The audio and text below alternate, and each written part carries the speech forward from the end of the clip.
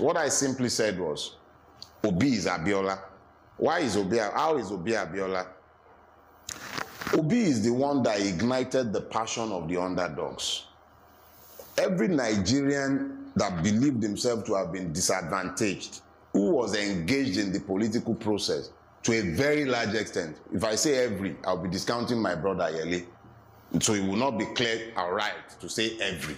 But the majority of disadvantaged Nigerians, overwhelming majority of them, bought into the obedient movement and bought into the hope for change. So the person in that race that signified hope, whether my orange beretted fiends like it or not, the reality is that that was the person in the race that was seen clearly in the race as representing the hope and aspiration for a better tomorrow. So, in saying that Abiola and that Obi is Abiola, I am completely correct and I stand by what I said. When I said Tinubu is Abacha, he is an usurper of the people's will.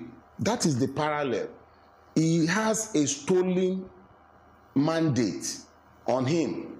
Nobody has given him that mandate. He stole it, he bought it, he snatched it, he killed for it, literally, because nobody gave him that mandate. It is a procured mandate.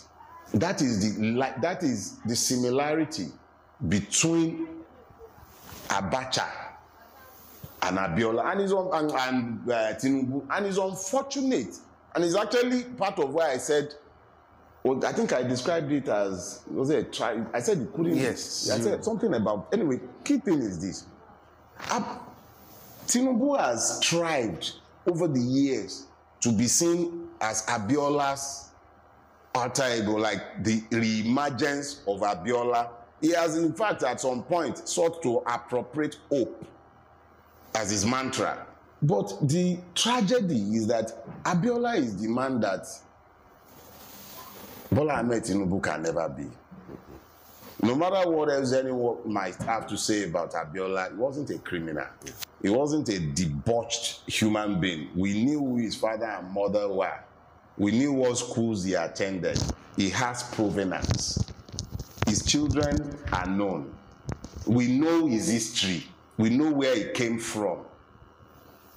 To liken Bola Ahmed Tinubu to Abiola is a travesty. In fact, it insults the memory of Abiola to liken Bola Ahmed Tinubu to him. This is the procurer of a stolen mandate. The only parallel in Nigerian history is Abacha. And when I likened this doddering one that is about to leave now, Buhari, when I liken him to Babangida, it's exactly the same. He's on his way out. He is irrelevant. His time is done. He superintended a process that could have delivered historical change, but he elected with his own hand to become party to the criminality of the man who has procured the mandate fraudulently today. It's amazing that the same man who sat down to kill people, he was the head of state, executing them by Ojulope and Oji, Bartholomew and all those two.